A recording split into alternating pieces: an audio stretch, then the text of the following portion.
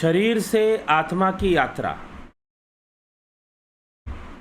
तो शरीर से आत्मा की यात्रा का क्या तात्पर्य है, इसका अर्थ क्या है, इसे हम आज समझने का प्रयास करेंगे। साधना से संबंधित है, ध्यान योग से संबंधित यह विषय है और कुछ लोगों का प्रश्न है इस विषय में कि यह यात्रा कैसे होती है। तो शरीर से आत्मा की यात्रा होती है। वास्तव में शरीर के होने का अर्थ क्या है और आत्मा में होने का अर्थ क्या है? शरीर क्या है और आत्मा क्या है? परमात्मा क्या है और परमात्मा की शक्ति क्या है? शिव और शक्ति का क्या संबंध है? भैरव और भैरवी का क्या संबंध है? त्रिक शैव दर्शन में त्रिक सत्ता की बात आती है। उसमें बताया जाता है कि 3 प्रकार से ब्रह्म की अभिव्यक्ति है, परा, परापरा और अपरा। एक तो परा है, एक परापरा है और एक अपरा है। अपरा जो व्यक्त है, अपरा जो इंद्रियों के द्वारा व्यक्त हो रहा है, वह सब अपरा ही है। और फिर एक परापरा है। परापरा अर्थात जो सूक्ष्म है, स्थूल इंद्रियों के द्वारा जो व्यक्त नहीं हो पा रहा है, जो सूक्ष्म है, स्थूल इंद्रियों के द्वारा जो व्यक्त नहीं हो पा रहा है, वह परापरा, और उससे भी जो परे है वह परा है, वह परा है। एक जीव चेतना है और एक परम चेतना है। कोई महानुभाव कल ही फोन पर यह चर्चा कर रहे थे कि कैसे हम चेतना को समझें। बिजली है, एक बिजली जो पंखे के कॉइल से गुजरती है, एक बिजली जो बल्ब से गुजरती है, तरह तरह के उपकरणों से गुजरती है, और एक बिजली जो स्वतंत्र है। स्वतंत्र कहने का मतलब वो तो सर्वदा ही स्वतंत्र है, परंतु उसके सकाश से, उसकी शक्ति से।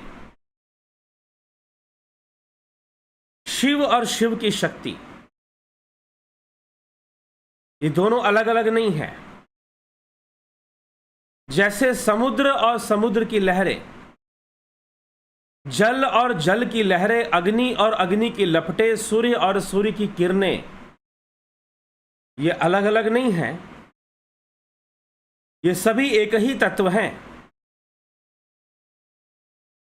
सूर्य और सूर्य की किरणें, जल और जल की लहरें,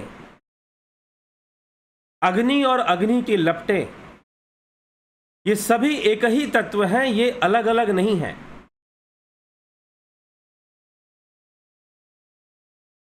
और ये सभी एक ही तत्व होने के कारण इनको अलग अलग नहीं माना जा सकता, परंतु अलग अलग भासती हैं।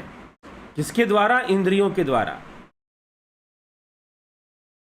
यह जगत है, यह ब्रह्म है, यह जीव है, यह ईश्वर है। यह इंद्रियों के वशीभूत जो वृत्तियां उत्पन्न होती हैं हमारे भीतर, इंद्रियों के वशीभूत जो वृत्तियां उत्पन्न होती हैं हमारे भीतर, उन वृत्तियों के कारण ही यह भेद जगत दिखाई देता है, भेदभाव दिखाई देता है। अन्यथा सब कुछ वो आत्मा ही है, अन्यथा सब कुछ वो ब्रह्म ही है, सब कुछ वो शिव ही है। तो इस धरातल से, इस जीवतल से, या जीव की अवस्था से जब हम देखते हैं, जीव की अवस्था से जब हम देखते हैं, तो हमें परा अपरा और परापरा, यह तीन अवस्थाएं दिखाई देती हैं। हमें अपरा भी दिखाई देता है, जिसे भगवान कृष्ण कहते हैं कि व्यक्त जगत है। एक व्यक्त लोक है, एक अव्यक्त लोक है, और एक अव्यक्त से भी परम अव्यक्त है, जिसे वो परमधाम कहते हैं। लेकिन वो परमधाम किसी स्थान पर नहीं है, वह तो चेतना का स्थान है। चेतना उस अवस्था में चली जाती है तो परमधाम हो जाता है। चेतना जीव अवस्था में रहती है तो जीव रहता है। जीव अवस्था विभाजित है। जीव अवस्था विभाजित रूप में आपको दिखाई देता है, व्यष्टि रूप में आपको दिखाई देता है, समष्टि रूप में नहीं दिखाई देता, क्योंकि जीव अनेक हो जाते हैं। इस कारण से उसमें एक ही चेतना प्रवाहित हो रही है। अलग अलग जीवों में एक ही चेतना प्रवाहित हो रही है। जैसे अलग अलग उपकरणों में बल्ब है, टीवी है, फ्रिज है, इन सभी में एक ही बिजली सप्लाई है, एक ही पावर सप्लाई है, लेकिन फिर भी पंखा हवा देता है और टीवी आपको चलचित्र दिखाता है, आपको सिनेमा दिखाता है, आपको न्यूज़ दिखाता है।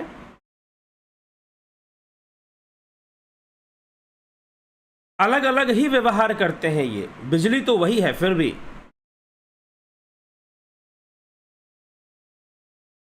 तो इस प्रकार से ये अलग अलग, वो एक ही बिजली अलग अलग, जब आप उपकरण से देखोगे तो उपकरण को लगेगा कि मेरे अंदर की बिजली अलग, तार में प्रवाहित होने वाली बिजली अलग, आकाश में कड़कने वाली बिजली अलग, सब अलग अलग बिजलियां नजर आएंगी, लेकिन वो एक ही तत्व है, एक ही है, सर्वदा एक है।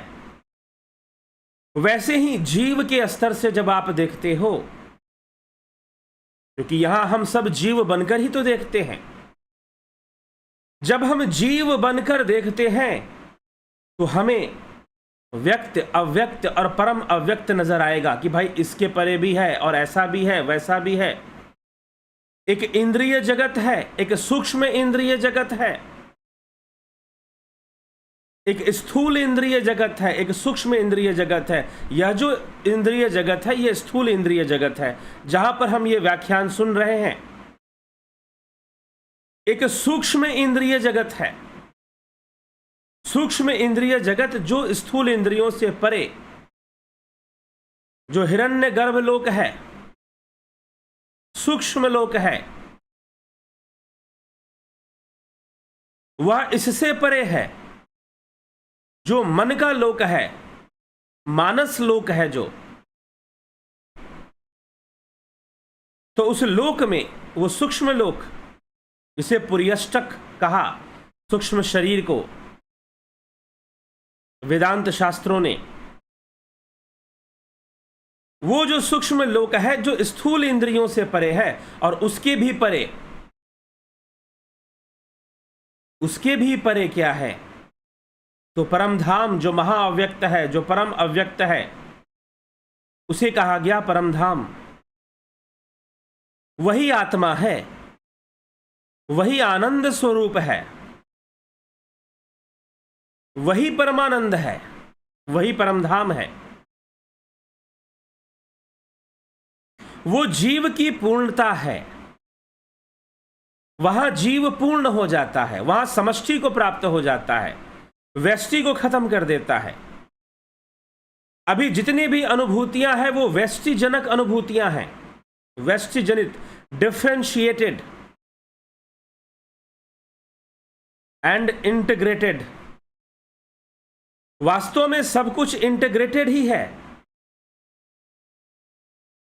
इसीलिए ये तीन अवस्थाएं, परा, अपरा और परापरा, शैव सूत्रों में इसे परा, अपरा और परापरा का लिखा गया है, रुद्रयामल, यामल शास्त्रों में। ये तीन अवस्थाएं बताई गई हैं। कृष्ण भी यही बात अर्जुन को समझा रहे हैं। शिव अद्वैत सूत्र जो है, शिव सूत्र भी इन्हीं बातों को समझाता है। ये तीन अवस्थाएं नजर आती हैं। लेकिन जो तत्वज्ञानी है, जिसने शिव तत्व का साक्षात्कार कर लिया है, जिसने ब्रह्म आत्मैक्य बोध को प्राप्त कर लिया है, वह ब्रह्मज्ञानी होकर उसे सब कुछ ब्रह्ममय ही दिखाई देता है। उसके लिए फिर ये ना परा है, ना अपरा है, ना परापरा है, सब कुछ ब्रह्ममय है, सब कुछ शांत है, सब कुछ शिव है, सब कुछ चैतन्य है, संपूर्ण जगत ही चैतन्य है। ब्रह्म सत्यम जगन मिथ्या जीवो ब्रह्मैव नापरा, इसलिए कहा गया कि जीव भी ब्रह्म से अलग नहीं, संपूर्ण जगत ही ब्रह्म है।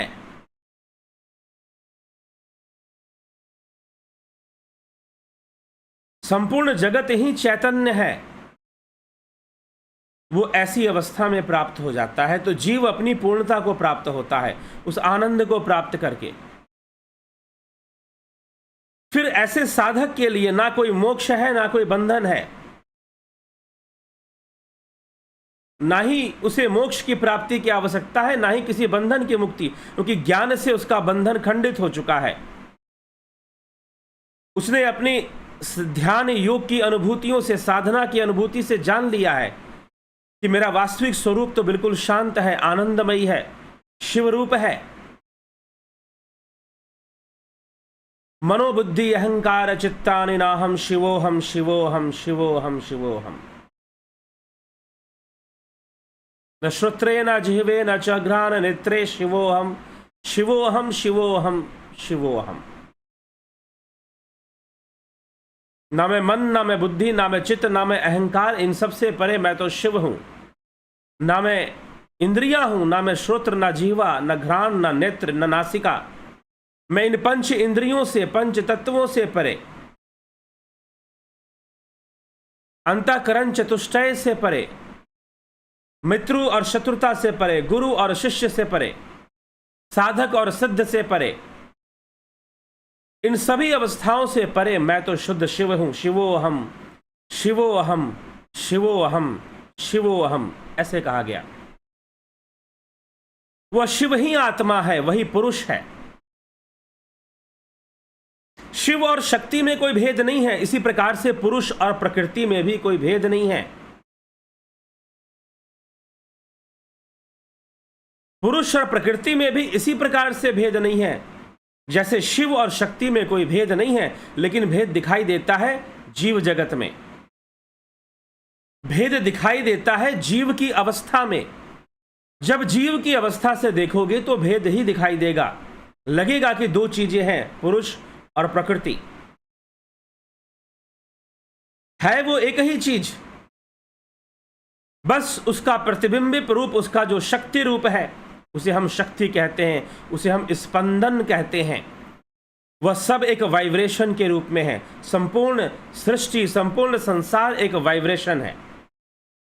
आपका खुद का जीवन, आपका अस्तित्व एक वाइब्रेशन के रूप में है।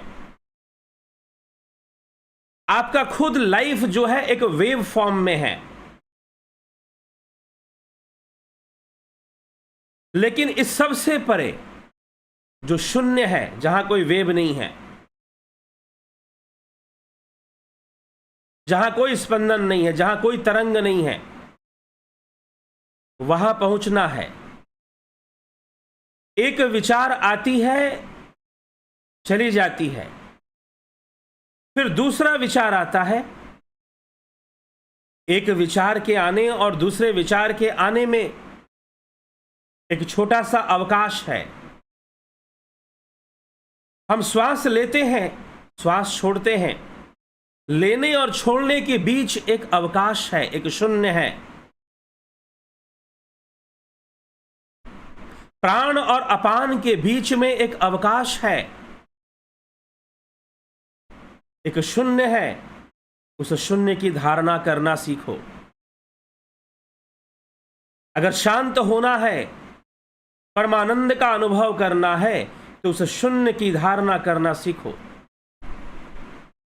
किसी भी माध्यम से जब तुम आनंद का अनुभव करते हो तो कहीं ना कहीं तुम उस शून्य में स्थित होते हो। जब आप आनंद का अनुभव करते हैं। आनंद कई प्रकार से हो सकते हैं। कभी नदी के किनारे चले जाओ, झील के किनारे, अगर बहुत दिन से नहीं गए, समंदर के किनारे, साफ सुथरा जहां समंदर हो, समंदर का किनारा हो, या कोई झील हो, नहीं तो पर्वत के ऊंचे शिखर हो, वहां पर जाओ, लंबी सी श्वास लो और छोड़ो। पर्वत शिखरों के रमणीय दृश्य को देखते जाओ। कुछ देर के लिए तुम्हारी अवस्था विचार शून्यता जैसी बनने लगेगी। यह अलग बात है कि यदि आप पहाड़ी क्षेत्र में ही रहते हैं तो आपको ऐसा अनुभव ना हो। यदि आपका संपूर्ण जीवन समंदर के किनारे ही बीत रहा है तो शायद आप इस आनंद का अनुभव ना कर पाए, लेकिन जो नहीं रहते उनके लिए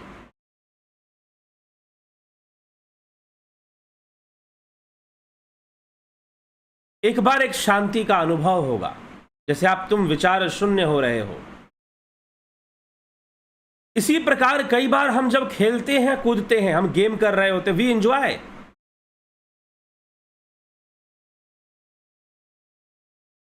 हम जब गेम खेलते हैं तो हम थोड़ा उसमें एंजॉय करते हैं। क्यों एंजॉय करते हैं? कोई भी स्पोर्ट्स या गेम बाहरी खेल रहे हो, कई बार वीडियो गेम खेल रहे हो,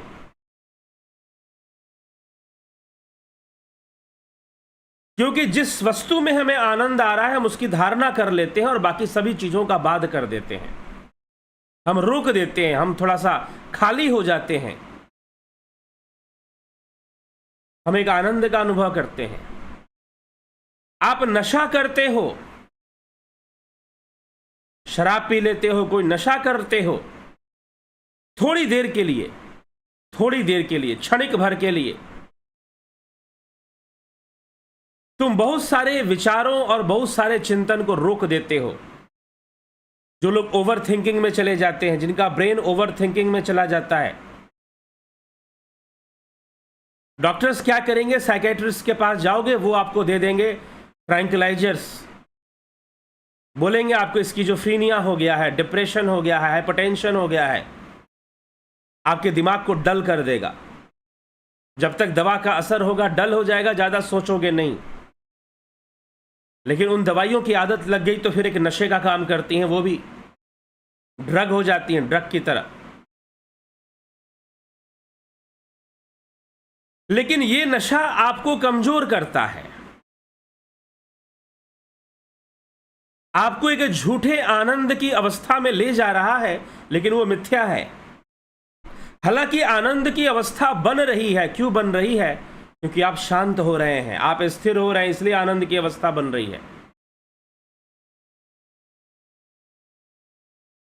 लेकिन वो तरीका गलत है और मायावी है। मायावी मतलब कि छल है आपके साथ। अगले ही क्षण आप फिर से उन्हीं अवस्थाओं में पहुंच जाएंगे जिन अवस्था से आप भाग रहे थे।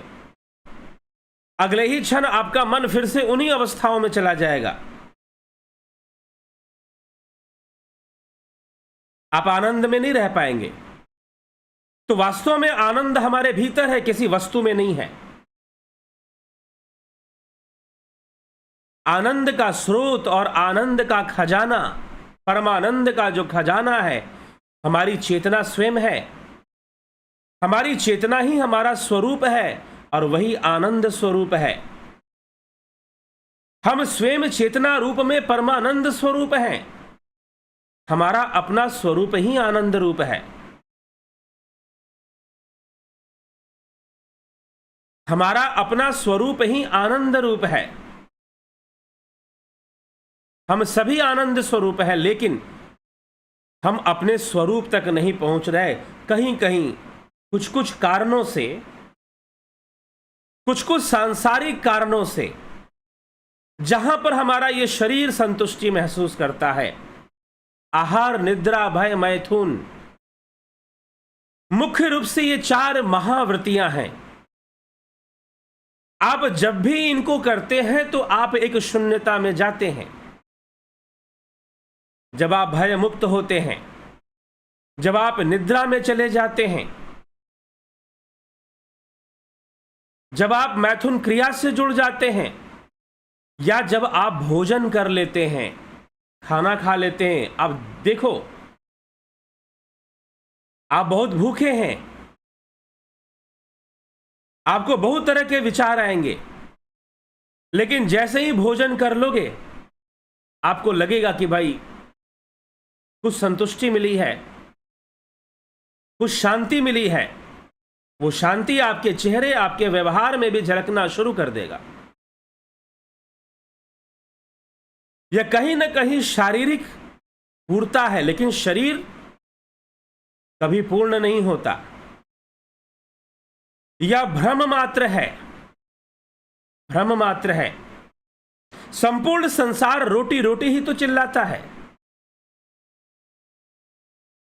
सारी सरकारें वोट मांगती हैं रोटी के नाम पर। सारे पार्टी, राजनीतिक दल जो हैं, सारे मीडिया वाले इसी बात का रोना रोते हैं कि रोटी मिलेगी कि नहीं मिलेगी।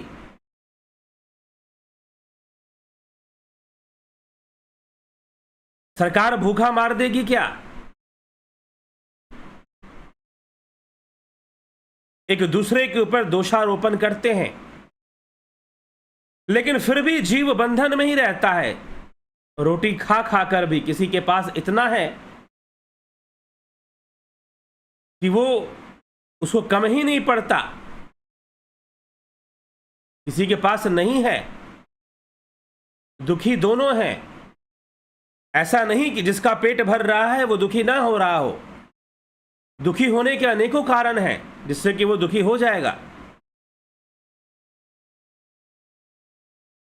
कोई आपको रोटी दे दे तो जरूरी नहीं है कि आपके दुख भी दूर हो जाएंगे,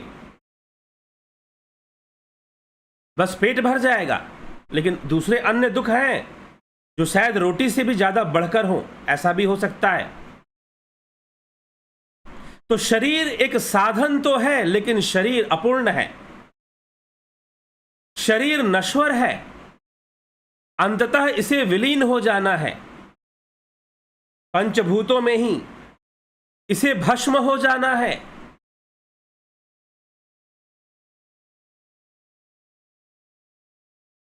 इसे भस्म हो जाना है। जब ये जलेगा, भस्म होकर मिट्टी में मिल जाएगा, वायु वायु में, अग्नि अग्नि में, जल जल में,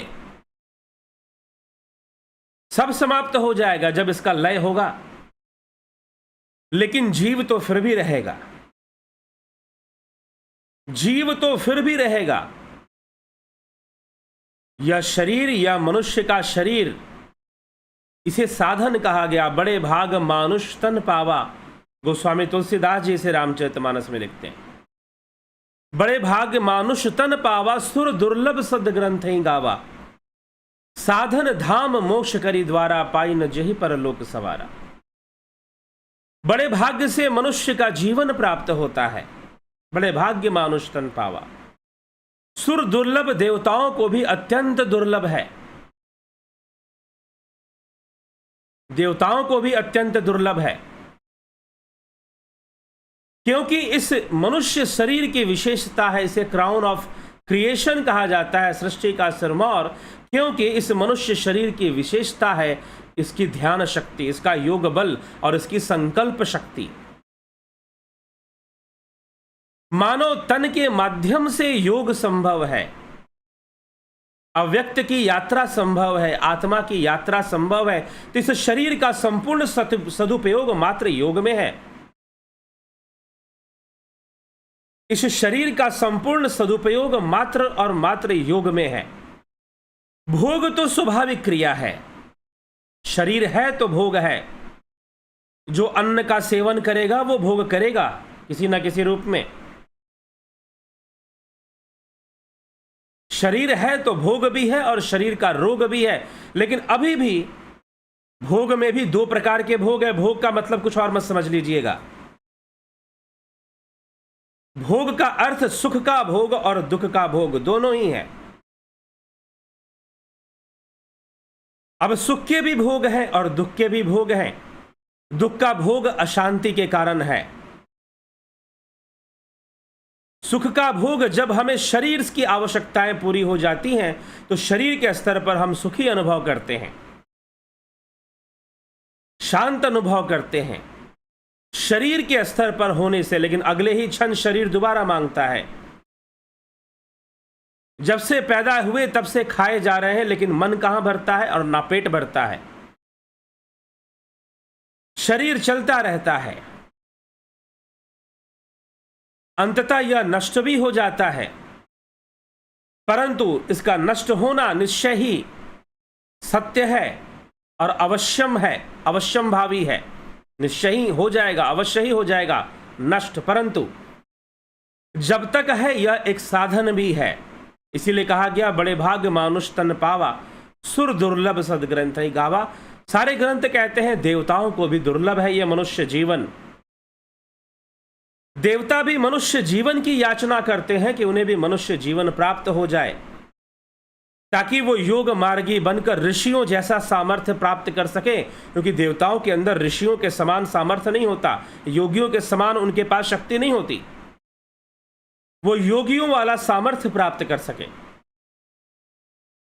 योगियों के नियंत्रण में तो सब कुछ ही आ जाता है, पंच तत्व पंचभूत सब उनके नियंत्रण में आ जाता है।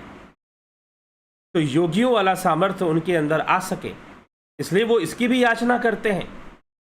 लेकिन योगियों का लक्ष्य कोई सामर्थ्य प्राप्त कर लेना नहीं, पूर्णता को प्राप्त करना है, आनंद स्वरूप को प्राप्त करना है। यह शरीर से ही शुरू होता है।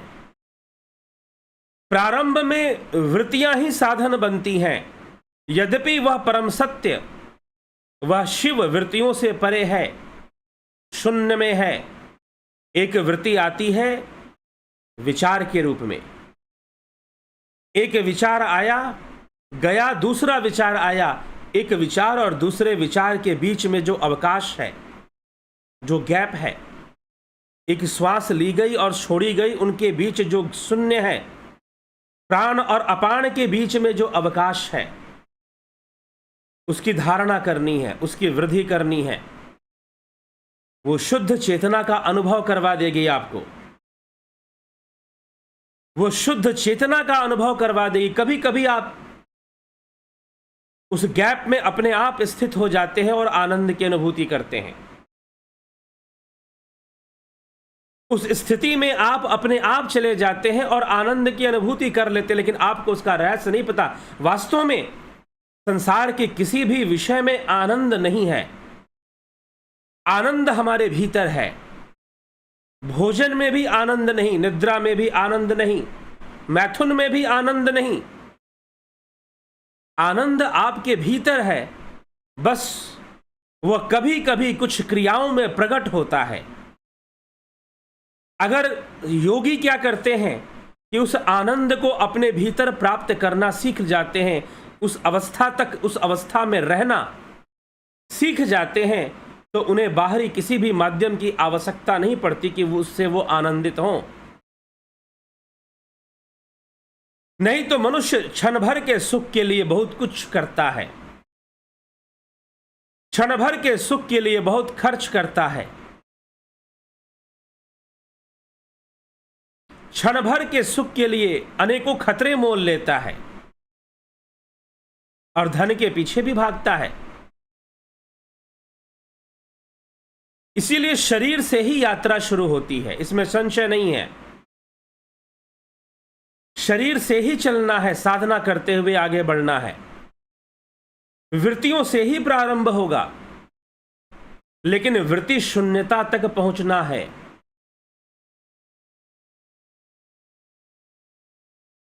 भैरव भैरवी संवाद में शिव पार्वती जी को समझाते हैं कि यह संपूर्ण संसार मन की वृत्ति रूप है।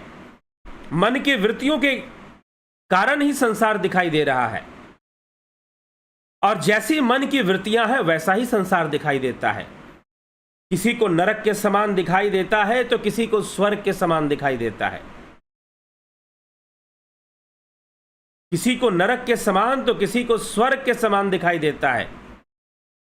परंतु जब अपान और प्राण के बीच में जो शून्य अवस्था है, एक विचार और दूसरे विचार के बीच में जो शून्य अवस्था है, जब निरंतर उसकी धारणा करते हुए जब हम उसमें स्थित हो जाते हैं तो फिर हम पूरी तरह से शून्य में स्थित हो जाते हैं। हम शिव तत्व का साक्षात्कार कर लेते हैं, हम शिव का साक्षात्कार कर लेते हैं, ब्रह्म को जान लेते हैं और परमानंद का अनुभव करते हैं। साधना करनी पड़ेगी, शरीर से ही शुरू करना पड़ेगा। आसन, प्राणायाम, प्रत्याहार, धारणा, ध्यान, समाधि, अष्टांग योग, क्रिया योग, यही है महर्षि पतंजलि जिसको कहते हैं। इसलिए पतंजलि योग सूत्र का जो दूसरा अध्याय है साधन पाद, समाधि पाद के बाद साधन पाद, वह क्रिया योग से प्रारंभ होता है। उसमें क्रिया योग की चर्चा होती है। तो यह अष्टांग योग ही क्रिया योग है। आपको कैवल्य तक पहुंचना है संपूर्ण चित्तवृत्ति निरोध के साथ। चित्तवृत्तियों का निरोध करते हुए हमें उस शून्य तक पहुंचना है, उस ब्रह्म तक, उस शिव तक पहुंचना है। वह शिव है, वहां शिव का साक्षात्कार होता है। और जहां स्पंदन शक्ति का साक्षात्कार है, वृत्ति शक्ति का साक्षात्कार है, वह शक्ति है, वह शिव की ही शक्ति है। सब वहीं से निकलता है और वहीं समाता है, उसी में स्थिर होता है। वहीं जीव की पूर्णता होती है, लेकिन उसका मार्ग शुरू होता है उसके अपने शरीर से। इसीलिए प्रकृति ही भोग का साधन है और प्रकृति ही भोग मोक्ष का साधन है। प्रकृति ही भोग का साधन बनती है क्योंकि प्रकृति ही कर्म करवाती है। यह बात सांख्य, योग, वेदांत सब में मान्य है कि प्रकृति ही कर्म करवाती है। मीमांसा, पूर्व मीमांसा, इन सब में यह बात मान्य है। बौद्ध दर्शन, बौद्ध विचारधारा, इन सब में मान्य है कि प्रकृति ही सब कुछ कर रही है, कर्म करवाती है, कर्मों का फल भी देती है। इसीलिए भोग के रूप में सांसारिक सुख दुख की जो प्राप्ति हो रही है उसको देने वाली भी प्रकृति बनती है। यह भारतीय सिद्धांत है, यह हमारा मूल दर्शन है, हमारा वैदिक कॉन्सेप्ट है जिसे हमें समझना चाहिए। तो रुद्रयामल तंत्र के अंदर जब भैरव भैरवी संवाद, विज्ञान भैरव तंत्र, शैव साधना, आजकल लोग इसको कश्मीरी शैव दर्शन बोल देते हैं। यह मूल शैव दर्शन वैसे यही है।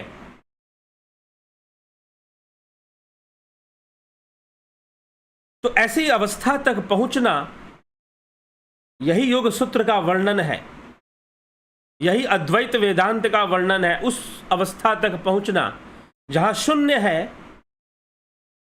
यह हमारा लक्ष्य है।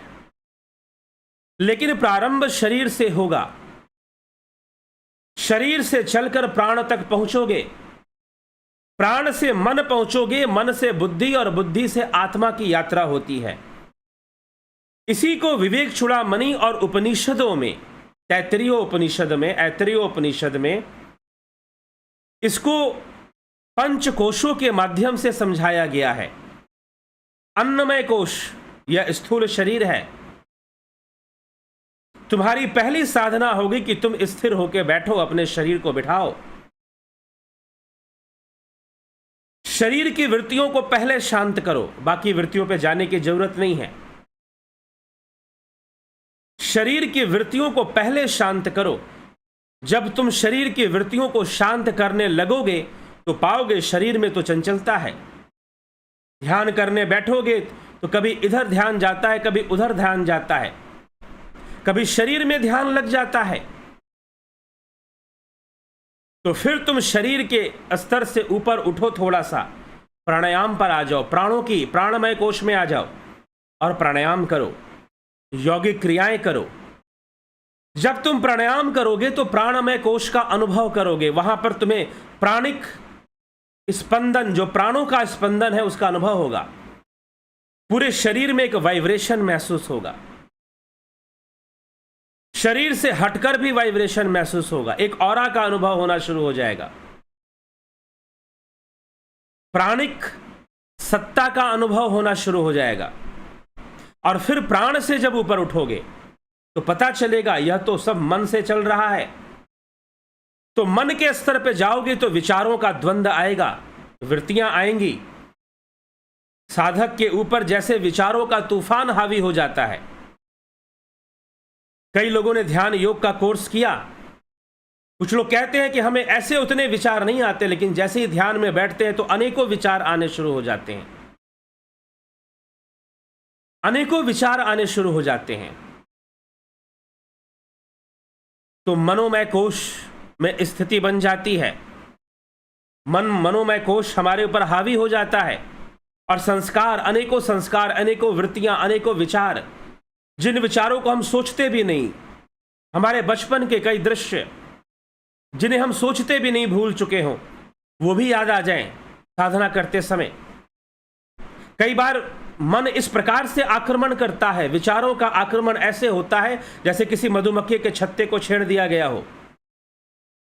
साधना करते समय ऐसे विचार आपके ऊपर हावी हो जाएंगे। इस प्रकार से विचारों की बाढ़, विचारों का आक्रमण आपके ऊपर, चित्त के ऊपर हो जाएगा और आप विचारों में ही खो जाएंगे, विचारों में ही खोने लगेंगे। लेकिन फिर उससे ऊपर उठना है, एक ही भाव अवस्था में जाना है, मन की इस स्थिति को बुद्धि के बल से कंट्रोल करना है और विज्ञानमय अवस्था में पहुंच जाना है। जो ध्यान की अवस्था है उसे विज्ञानमय कहा गया है। वहां एक ही भाव हो जाओ, एक ही तरंग बचे, दूसरी कोई तरंग ना बचे। और वो अवस्था जब विज्ञानमय अवस्था में चले जाओगे तो धारणा और ध्यान होगा और वहां से धारणा के द्वारा हम इन सभी बाधाओं को पार कर जाते हैं। धारणा के द्वारा हम इन सभी बाधाओं को पार कर ध्यान में स्थित हो जाते हैं। धारणा क्या है, ध्यान क्या है, समाधि क्या है? धारणा करने से प्राणायाम करना है और प्राणायाम के बाद शरीरमय कोश, अन्नमय कोश और प्राणमय कोश के लिए तो प्राणायाम होगा। अन्नमय कोश के लिए, शरीर के लिए आसन है, फिर प्राणमय कोश के लिए प्राणायाम है, फिर प्रत्याहार है मनोमय कोश के लिए। प्रत्याहार है मनोमय कोश के लिए, विचारों का नियंत्रण होगा वहां पर। और फिर आपका धारणा है विज्ञानमय कोश के लिए। जब धारणा सिद्ध होने लगेगी तो ध्यान की अवस्था बनेगी। ध्यान की अवस्था बनेगी तो आनंद का अनुभव होना शुरू होगा, फिर आत्म तत्व की स्थिति बनेगी, फिर आत्मा तक पहुंचने का काम होगा। इसी उद्देश्य से विवेक चूड़ामणि में आदि गुरु शंकराचार्य ने पंच कोशों का वर्णन किया है। अन्नमय कोश, प्राणमय कोश, मनोमय कोश, विज्ञानमय कोश और आनंदमय कोश। यह शरीर से आत्मा की यात्रा है। यह शरीर से आत्मा की यात्रा है जो हमें पूर्ण करनी है। और शरीर से आत्मा की यात्रा पूर्ण करने का जो मार्ग है, उसी मार्ग को ध्यान योग कहते हैं। वो ध्यान योग है जो आपको शून्य की धारणा करवाकर शून्य तक पहुंचाता है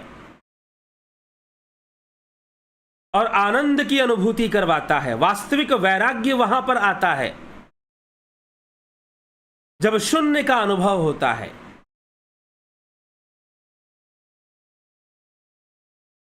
हमारे भीतर एक अनाहत नाद है।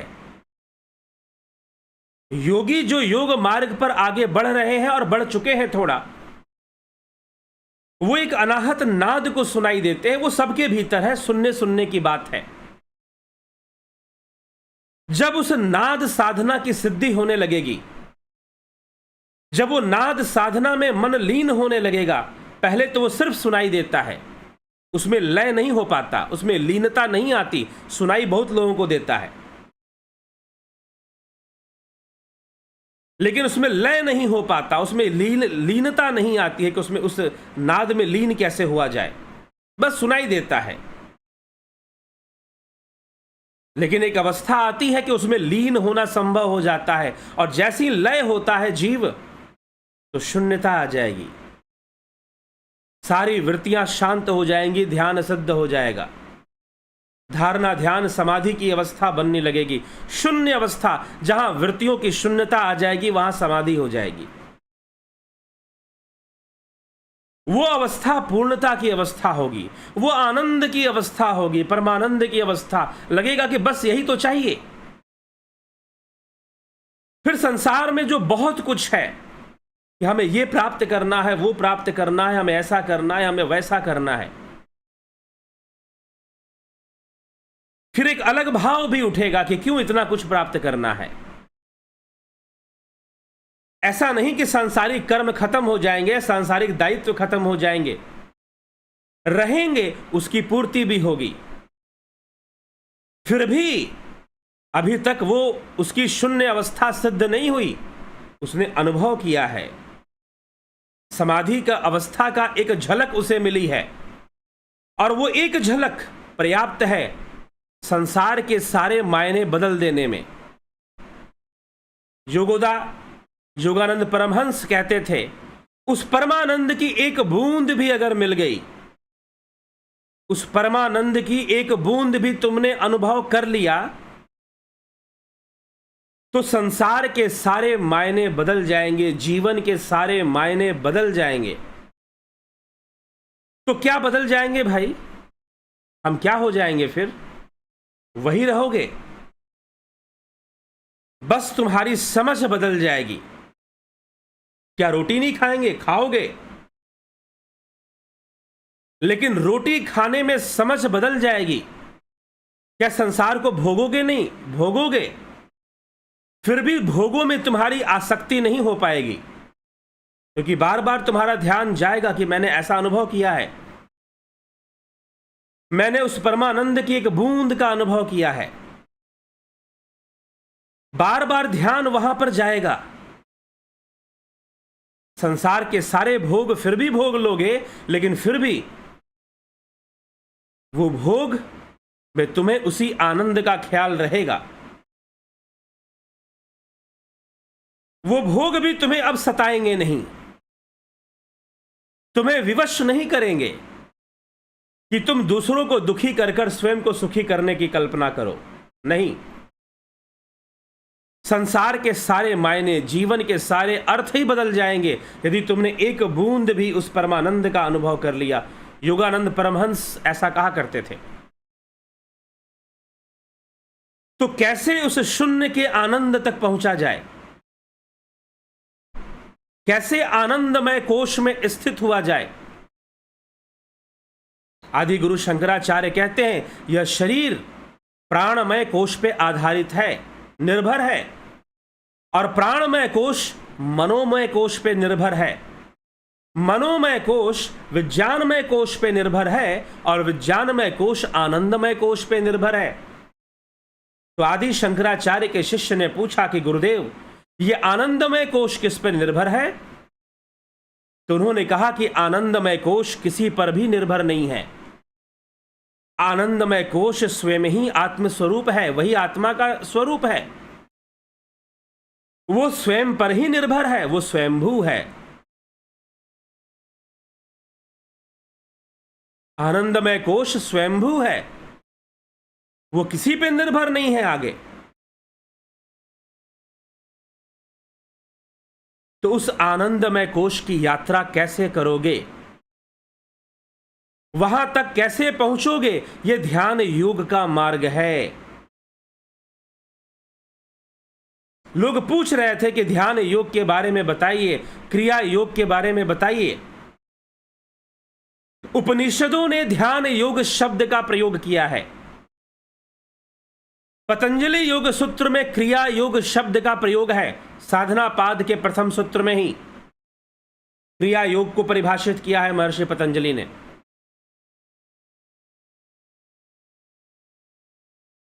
क्रिया योग के बारे में बताया गया है,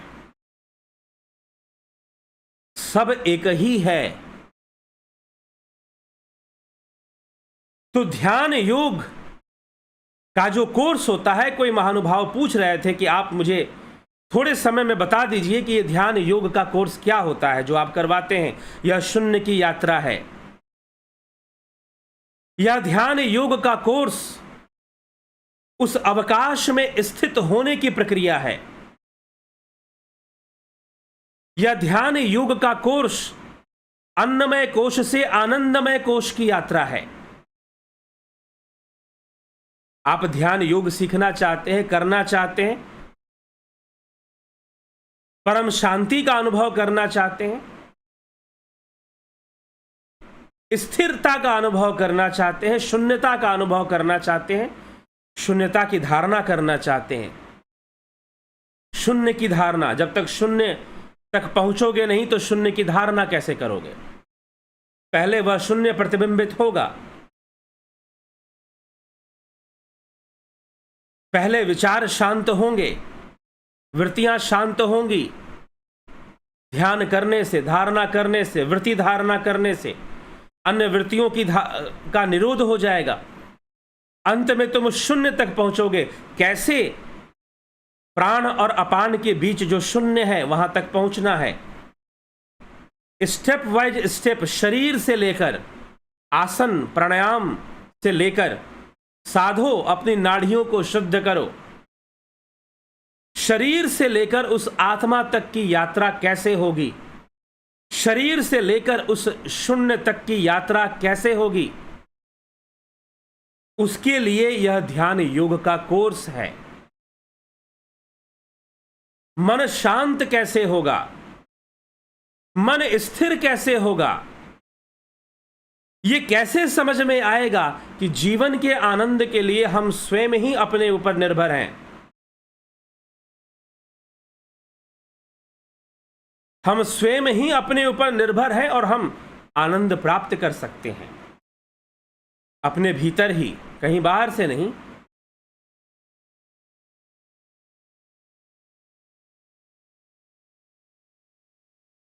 तो यह विचारणीय है। यह है ध्यान योग का कोर्स। तो प्रारंभ शरीर से होता है, इसलिए शरीर से आत्मा की यात्रा है। ये व्यष्टि से समष्टि की यात्रा है। ये डिफरेंशिएशन टू इंटीग्रेशन,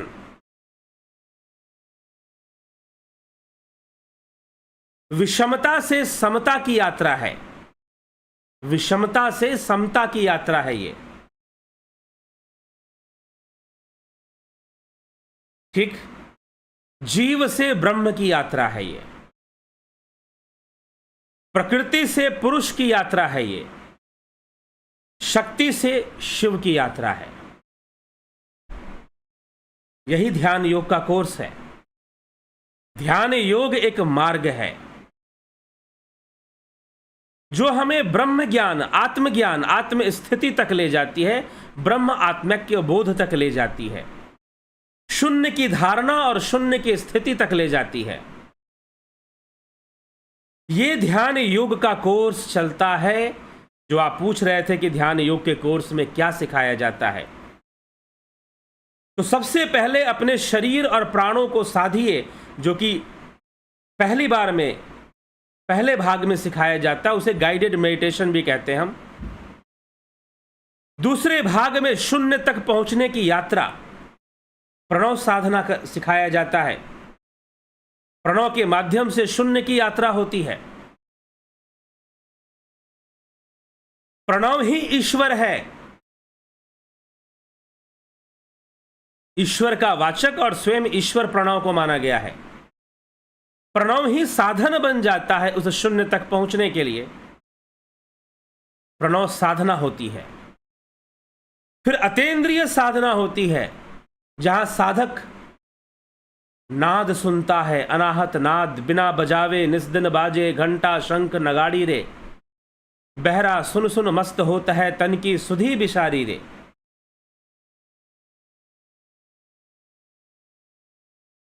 तो नाद श्रवण होता है, ज्योति साधना होती है, घट के ही भीतर, कबीर साहिब कहते या घट भीतर बाग बगीचे, यही में सृजनहारा, यागट भीतर नवलख तारे, यही में गुरु हमारा। अरे कोई समझो रे नर ज्ञान, गगन में आवाज कैसी है। गगन में आवाज, आकाश तत्व, ध्वनि, ध्वनि तत्व, जहां अनाहत सुनाई देता है।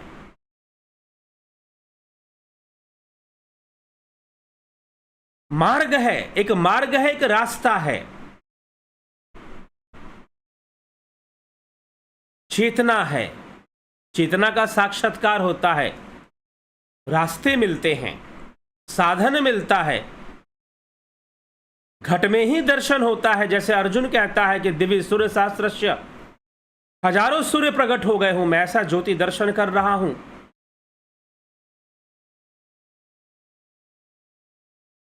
जब हम सूक्ष्म जगत में प्रवेश करते हैं, मैं ये नहीं कह सकता कि यह परम धाम है, इसके बाद है। शास्त्र कहते हैं और विज्ञान भैरव तंत्र तो साफ साफ कहता है, ये अनुभूतियां, नाद का सुनाई देना, ज्योति का दिखाई देना, ये अनुभूतियां साधन बनती हैं। ये साधन है। जैसे कहीं जाने के लिए साधन चाहिए ना, गाड़ी चाहिए ना। अब गाड़ी में भी कई तरह की गाड़ियां हैं, एक साइकिल है, एक मोटरसाइकिल है, एक कार है, एक ट्रेन है, एक बुलेट ट्रेन है, एक फ्लाइट है, अनेकों साधन है। तो नाद साधना से, अनाहत नाद से, नाद ध्यान से बहुत तेजी से, शीघ्रता से साधक आगे बढ़ जाता है। तो अतीन्द्रिय साधना, ट्रांसेंडेंटल मेडिटेशन होता है। फिर वहां पर अतीन्द्रिय अनुभूतियां शुरू हो जाती हैं, जो इन इंद्रियों से संभव ही नहीं है। जो इन आंखों से नहीं दिख सकता, जो कानों से नहीं सुनाई दे सकता, वो भी दिखाई देगा, वो भी सुनाई देना शुरू हो जाता है। अतीन्द्रिय साधना करवाई जाती है। फिर इस प्रकार से 3-4 पार्ट में इसके चैप्टर्स होते हैं, 3-4 ध्यान योग के, जो आपको ध्यान योग सिखाया जाता है। इसलिए इसमें 1 मास, 1 महीने का समय लगता है। कुछ लोग कहते हैं कि ऑनलाइन हम सीख जाएंगे। जी हां, आपको जुड़ना है। पहले तो ये शरीर ही साधन है, पहले तो भावनाएं ही साधन है, पहले तो मन की वृत्तियां ही साधन बनेंगी। तो पहले भावनात्मक रूप से जुड़ते हुए अभ्यास शुरू करना है। और जब आप जुड़ते हुए अभ्यास शुरू करेंगे तो आप अनुभव करने लगेंगे। फिर आप, कुछ लोग बोलते हैं ऑनलाइन ऑफलाइन, तो आप उसके बाद आप ऑफलाइन भी अटेंड कर सकते हैं। लेकिन यदि कुछ व्यवस्था ना बिगड़ी तो आपको ऑफलाइन कोर्स भी मिलेगा, जल्द ही मिलेगा। लेकिन फर्क कोई नहीं है, ध्यान रखिएगा। ऑनलाइन ऑफलाइन में फर्क नहीं आपको दिखाई देगा।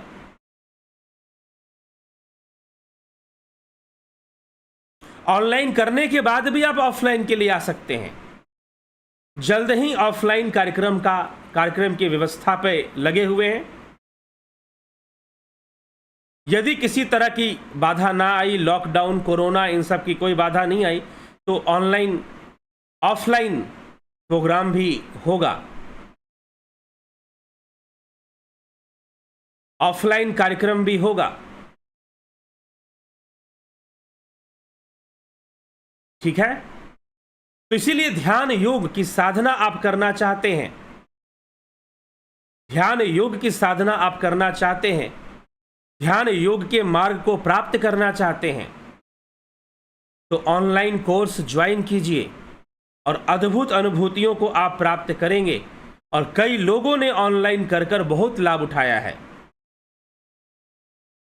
बहुत लाभ उठाया है, जो कि बताया नहीं जा सकता। और विदेशों से, America, Australia, England, Holland, Germany, Norway, Sweden, Dubai, कई जगहों से लोगों ने कोर्सेज ज्वाइन करके लाभ उठाया है। कृपया आप भी लाभ उठाइए, लाभान्वित होइए। इसलिए ध्यान योग क्या है? यह शून्य की यात्रा है, शरीर से आत्मा की यात्रा है। और यही सिखाया जाता है ध्यान योग के ऑनलाइन कोर्स में, प्रैक्टिस करवाई जाती है।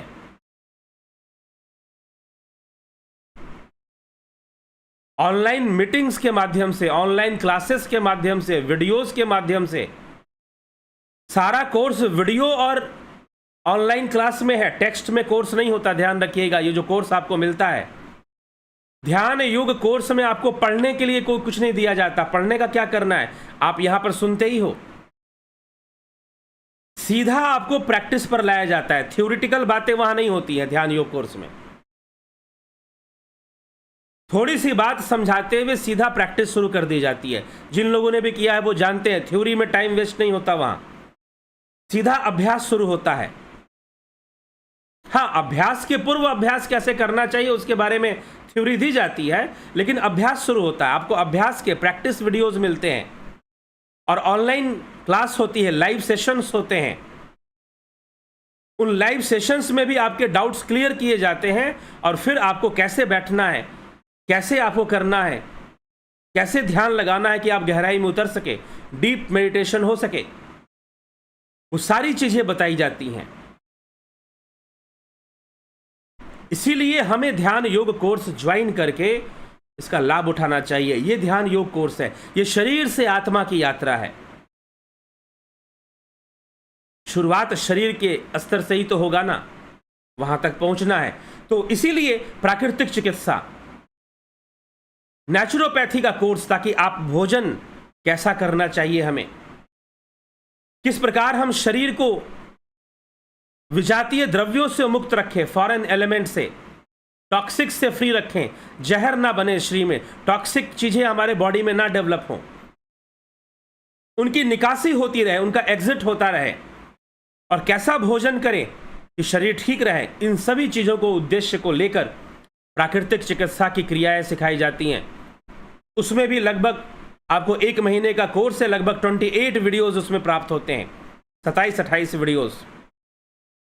प्राकृतिक चिकित्सा के कोर्स में अनेकों टेक्निक्स बताई जाती हैं उसमें, जिससे कि हम शरीर के अंदर जो व्याप्त, जो विजातीय द्रव्य है उनको बाहर निकाल सकते हैं, जो टॉक्सिक एलिमेंट्स हैं उनको हम बाहर निकाल सकते हैं, और हम अपने शरीर को सुडौल, सुंदर और स्वस्थ रख सकते हैं। तो हमारी साधना भी अच्छी होती है।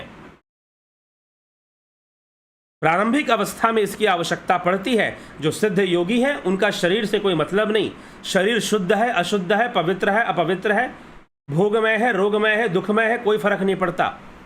योग रतो वा, भोग रतो वा, संग रतो वा, संग विहीना, तत्वज्ञानी को कोई फर्क ना पड़ता कि उसका शरीर किस अवस्था में है। वो आनंद में रह सकता है, फिर भी आनंद में रह सकता है। यह समझने योग्य बात है। इसलिए प्राकृतिक चिकित्सा, यद्यपि प्राकृतिक चिकित्सा के ऊपर अभी आगे भी आपको बताएंगे, लेकिन ध्यान योग का कोर्स क्या क्या चलता है। ध्यान योग के कोर्स में लोग पूछते हैं, तो सबसे पहले आपको 9 वीडियो का एक चैप्टर मिलता है गाइडेड मेडिटेशन पर, जिसमें आपको अपने शरीर और अपने मन और अपने प्राणों को साधना होता है। मतलब अन्नमय कोश, प्राणमय कोश और मनमय कोश की साधना होती है। फिर प्राणमय के माध्यम से और मन को शांत करते हुए शून्य में जाया जाता है। शून्य की साधना होती है दूसरे चैप्टर में। फिर तीसरे चैप्टर में अतीन्द्रिय साधनाएं होती हैं। फिर चौथे चैप्टर में स्पिरिचुअल हीलिंग का भी एक कोर्स होता है। और यह सब बड़ा प्राकृतिक है। कोई क्रिया ऐसी नहीं कोई अप्राकृतिक हो, और गैर शास्त्रीय भी नहीं है, सब शास्त्र सम्मत क्रियाएं हैं, योगियों के द्वारा अनुसंधान करके दी हुई क्रियाएं हैं, और स्वयं मेरे द्वारा अभ्यास करके समझी हुई क्रियाएं हैं। हाँ, ये क्रियाएं ही, यही मूल क्रियाएं हैं। हम पुराने से पुराना अगर हम तंत्र शास्त्र उठा लेंगे, या पुराने से पुराना हम योग शास्त्र के ग्रंथ उठा लेंगे, तो वो इन क्रियाएं को, हाँ हो सकता है कि कई क्रियाएं आप ना जानते हो, क्योंकि आजकल लोग ऊपर ऊपर के चीजों में ज्यादा लगे हुए हैं, और गुरु के नाम पर तो कहीं से कुछ, भाई एक मंत्र ही मिल जाए, कुछ ही मिल जाए। यहां पर कुछ ऐसा नहीं, पूरे महीने भर का समय देना पड़ता है। ऑफलाइन करेंगे तो कम से कम 1 हफ्ते मेरे साथ रहना पड़ेगा। 1 हफ्ते डेली 2 से 3 घंटे का समय देना पड़ेगा, 4 घंटे का समय देना पड़ेगा, तब जाकर हो पाएगा। ये साधना ऑफलाइन की व्यवस्था करेंगे पूरी तरह से करने के लिए, ताकि आपसे अभ्यास भी करवाया जा सके, आपको क्रियाएं भी बताई जा सके, आपको अनुभूतियां भी हो जाएं। ठीक है, तो इस प्रकार से हमें समझना है। इसलिए ऑनलाइन ये सुविधा उपलब्ध है और बहुत ऑनलाइन में बहुत अच्छे से होता है। ऑनलाइन में भी बहुत गंभीरता से ये कोर्स चलता है, तो इसीलिए इसे ज्वाइन कर कर आप इसका लाभ उठाइए। 14 अप्रैल से शुरू कर रहे हैं, 16 अप्रैल तक भी आप ज्वाइन कर सकते हैं, लेकिन कोर्स का प्रारंभ 14 से शुरू हो ही जाएगा। हाँ, 2 दिन छूटने से कोई नुकसान नहीं होगा, वो नुकसान आपका मेकअप हो जाता है, इसलिए कोई दिक्कत वाली बात नहीं आती। ज्वाइन आप 16 अप्रैल तक कर सकते हैं, लेकिन 14 अप्रैल से यह कोर्स शुरू हो जाएगा ध्यान योग के ऊपर। यह शरीर से आत्मा की यात्रा है, यह पंचमय कोश की यात्रा है, यह शक्ति से शिव की यात्रा है, प्रकृति से पुरुष की यात्रा है। यही ध्यान योग का कोर्स है। लाभ उठाना चाहते, सशुल्क है, क्योंकि कोई यह विषय टेस्ट करने का नहीं है। अगर आप कहते हो कि नहीं आप मुझे फ्री में कुछ सिखा दीजिए, फ्री में सिखा देंगे, कुछ सिखा देंगे, लेकिन ध्यान योग का कोर्स करा देंगे, यह संभव नहीं है। गंभीरता का विषय है। फ्री में आपको सीखना है तो चैनल पर एक मेडिटेशन टेक्निक मैंने ऑलरेडी बता के रखा हुआ है, अभ्यास के द्वारा बताया हुआ है, आप उसको भी देख सकते हैं, उस वीडियो में भी बताया हुआ है, आप सीख सकते हैं। कई लोग कहते हैं हमें निःशुल्क बताइए, तो निःशुल्क भी वैसे ही चलेगा। फिर उस वीडियो को आप देखिए और उसका लाभ उठा लीजिए।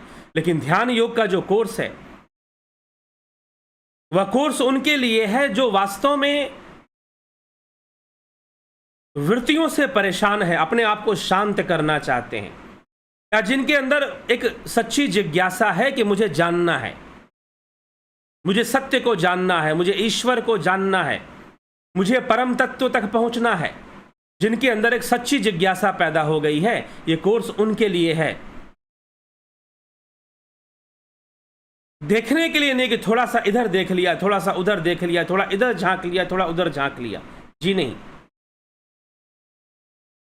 उसके लिए नहीं है यह कोर्स। इसीलिए यह सदक्षिणा है। आपको 2000 रुपए की दक्षिणा देनी पड़ती है इस कोर्स को ज्वाइन करने के लिए। हीलिंग का भी करना है तो और 2000 आपको जोड़ना पड़ता है उसमें। ठीक है, तो ये सारी बातें आप विचार करके चलें। और 14 अप्रैल से कोर्स शुरू हो रहा है, और इस कोर्स में किस तरह के अभ्यास सिखाए जाते हैं, किस तरह की यात्रा करवाई जाती है, ये आप एक यात्रा है, ये एक जर्नी है।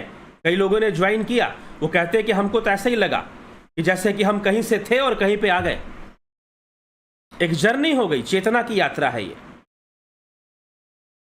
लेवल ऑफ कॉन्शियसनेस को चेंज करते हैं हम यहां पर, हायर लेवल पे चले जाते हैं। तो इसीलिए यह एक यात्रा है, चेतना की अपूर्व यात्रा है। अरविंद ने, महर्षि अरविंद ने इसे चेतना की अपूर्व यात्रा कहा है इस क्रिया को। तो इसमें कई सारी क्रियाएं हैं, क्रिया होने के कारण भी यह क्रिया योग है। तो कई क्रियाएं हैं जिसके माध्यम से चेतना को सूक्ष्म स्तर पे उतरना, मन के सूक्ष्म स्तर में गहराई में उतरने की विधि बताई जाती है, और वो सिखाया जाता है, अभ्यास कराया जाता है। अभ्यासरत रहिए, इसको करिए, ज्वाइन कर कर इसका लाभ उठाइए। 14 अप्रैल से शुरू होगा, जल्द ज्वाइन कर ले। कुछ लोगों ने ज्वाइन कर लिया है। आप जानना चाहते हैं, आप करना चाहते हैं, तो इसको ज्वाइन कर लीजिए। ज्वाइन आप 16 तारीख तक कर सकते हैं, लेकिन कोर्स का प्रारंभ 14 तारीख से है, तो 14 तारीख से वो शुरू हो जाएगा। ठीक है, तो आप ज्वाइन करके शुरू कर सकते हैं। ठीक है, तो ये इसका यह विषय है। आप इसे समझिए, ध्यान योग का रहस्य और शरीर से आत्मा की यात्रा कैसे होती है, ध्यान योग के माध्यम से होती है और यही साधना कराई जाती है। यदि आप गंभीरता से करना चाहते हैं तो व्हाट्सएप नंबर पर संपर्क कर कर अपना इसको ज्वाइन कर कर इसकी दक्षिणा को अदा करके पूर्ण करके और डिटेल्स अपना देकर आप ज्वाइन करेंगे।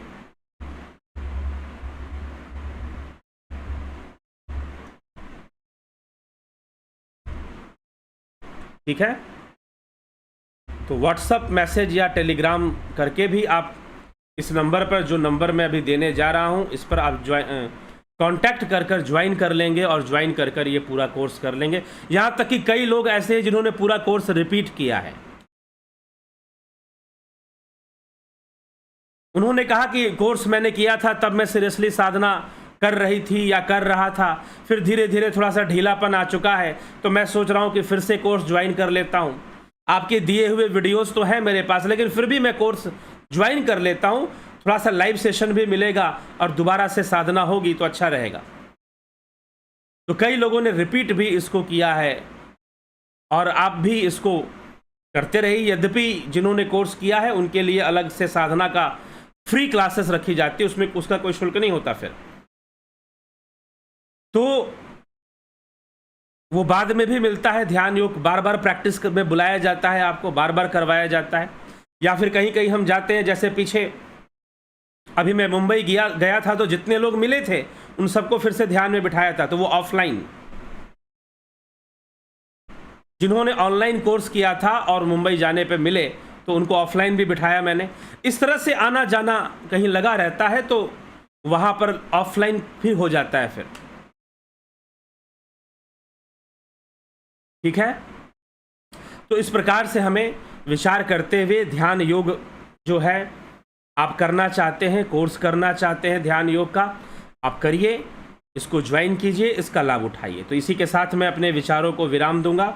प्राकृतिक चिकित्सा करना चाहते हैं, प्राकृतिक चिकित्सा पे अभी और जानकारी देंगे, उसका भी कोर्स है। अगर आप तीनों साथ करना चाहते हैं, हर कोर्स की दक्षिणा 2000 रुपये हैं, लेकिन यदि आप तीनों एक साथ ज्वाइन कर लेते हैं, ध्यान योग, स्पिरिचुअल हीलिंग और प्राकृतिक चिकित्सा, नेचुरोपैथी, इन तीनों को अगर एक साथ ज्वाइन करते हैं तो उसमें इस नए वर्ष में, नया वर्ष जो शुरू हुआ है ना, ये नया वर्ष का कोर्स है।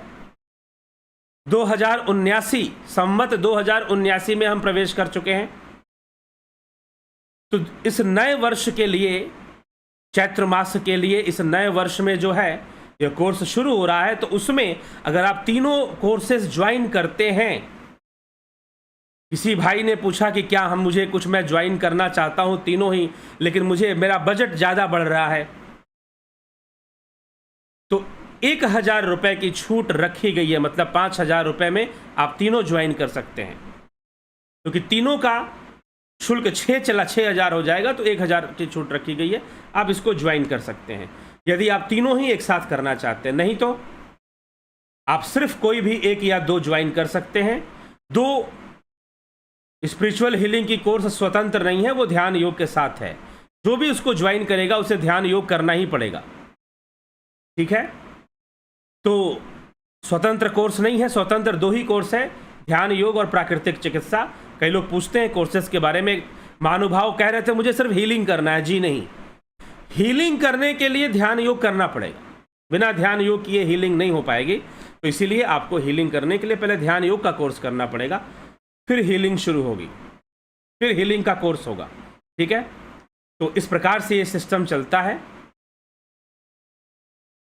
आपको करना है, आप इसी विधि से ज्वाइन करेंगे, संपर्क करेंगे और जानकारी ले लेंगे। मुख्य विषय यही था कि ध्यान योग का कोर्स क्या है, कैसा ध्यान योग सिखाया जाता है। कई बार लोगों को समझ में नहीं आता कि ऑनलाइन क्या सीखेंगे, क्या सिखाएंगे। जब ज्वाइन करेंगे तो आप सीखेंगे और समझेंगे। तो ज्वाइन करना जरूरी है, तो इसीलिए आप इसका लाभ उठाएं। और ऑफलाइन कब से शुरू होगा, ये अभी तो नहीं शुरू होने वाला, संभवतः इस महीने तो नहीं हो पाएगा ऑफलाइन। मई या जून में या उसके बाद जुलाई से संभवतः ऑफलाइन का कार्यक्रम शुरू हो पाए। हाँ, उसके प्रयास में हम हैं, बताया जाएगा भविष्य में आपको। चलिए ठीक है, इसी के साथ मैं अब विचारों को विराम देता हूं। कल फिर मिलिए 9 बजे लाइव चर्चा में, आध्यात्मिक चर्चा को बढ़ाते हुए फिर हम सब मिलेंगे, बातचीत करेंगे और अपने आध्यात्मिक ज्ञान का संवर्धन करेंगे। तो विराम दूंगा मैं, लेकिन आपके कमेंट्स भी इंतजार कर रहे हैं, तो देख लेता हूं एक नज़र में। जिसका उत्तर देना संभव होगा उत्तर दिया जाएगा, नहीं तो आगे बढ़ जाएंगे। ठीक है। कन्हई कुमार जी, जगत नारायण जी,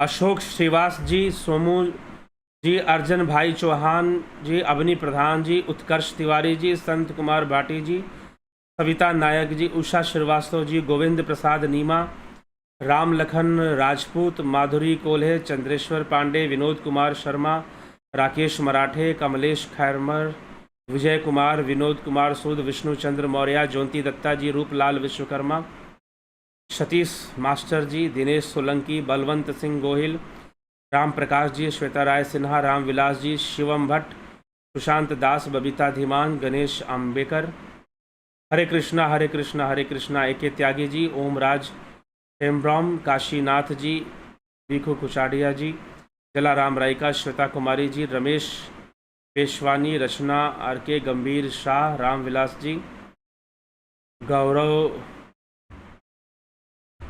जी, परजी जी, कुंवर जी, वीरेंद्र मिश्रा, मिथिलेश सिंह, संतोष सिंह, विक्रम सिंह, सरोज कृष्णानी, अमृतपाल सिंह, पाल सिंह।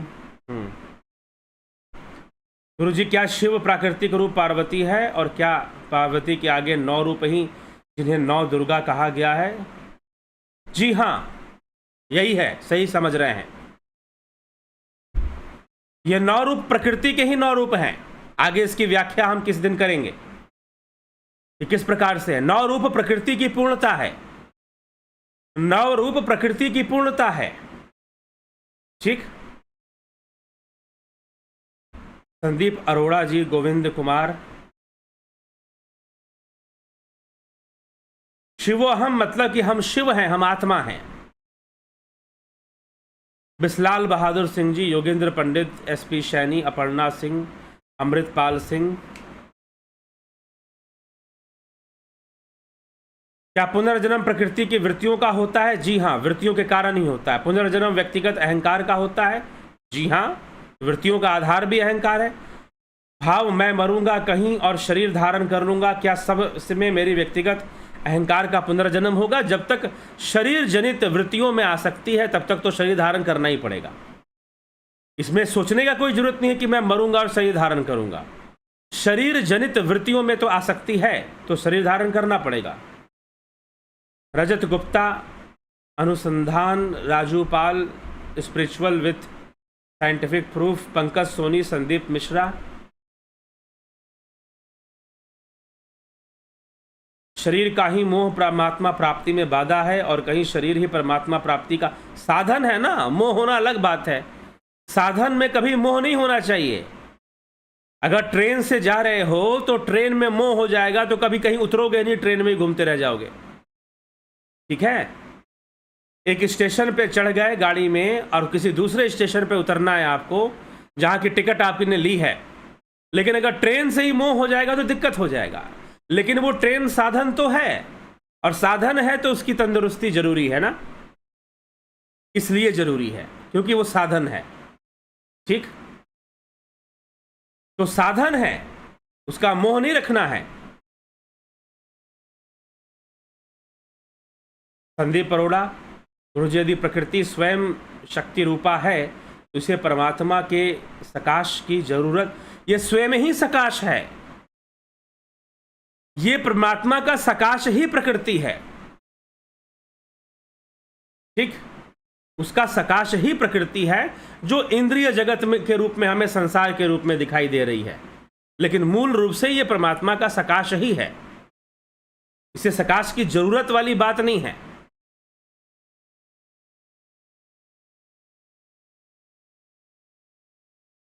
इन दोनों की शक्तियों में भेद नहीं है, अभिव्यक्ति में भेद है और जीव के लिए भेद है। मैंने ये बता दिया, आपने सुनिए पूरा, कि जीव के लिए प्रकृति और पुरुष है, जीव के लिए द्वैत है। जो अद्वैत में स्थित हो गया, जिसने ब्रह्म को जान लिया, उसके लिए सब कुछ ब्रह्म है। उसके लिए ना कोई प्रकृति है, उसके लिए ना कोई पुरुष है, उसके लिए जगत भी ब्रह्म है। विवेक चूड़ामणि अद्वैत सिद्धांत ब्रह्म विद्या, विवेक चूड़ामणि को ब्रह्म विद्या कहते हैं। तो वो यही बात को, इसी बात को समझाता है कि सब कुछ ब्रह्म है, जगत भी ब्रह्म है, प्रकृति भी ब्रह्म है, सब ब्रह्म है। लेकिन किस अवस्था में? जब आपने उसको जान लिया। जब आप जीव अवस्था में हैं तो ये प्रकृति और हमें ईश्वर या ये अलग अलग चीजें दिखाई देती हैं, या हमें लगता है कि अलग अलग हैं। अफंता प्रोडक्शन, उल्लास गांडेविकर, सविता नायक, अंजू श्रीवास्तव, मनीष जादव, सुनील रोचवानी, पूनम सिंगला जी, बहुत अभिनंदन। मोहन रावत, राम विलास जी, SK मिन्हास, सविता नायक, स्मिता सावंत, रविशंकर चौहान, गणेश पवार, कुंदन बेन त्रिवेदी, अनुज पुरी, कुंदन कुमार, सबका बहुत बहुत अभिनंदन है। आत्मा को कैसे जाने? ध्यान योग से जानेंगे, इसलिए ध्यान योग के कोर्स की चर्चा हुई। पूरा वीडियो फिर से सुन जाइए, इसका उत्तर मिल जाएगा, आत्मा को कैसे जाने। रिपीट कर दीजिए, पूरे वीडियो को सुन जाइए। चलिए इसी के साथ मित्रों विराम देते हैं, काफ़ी समय हो गया चर्चा करते हुए। कल फिर मिलते हैं लाइव चर्चा में 9 बजे। बहुत बहुत आभार आप सभी का।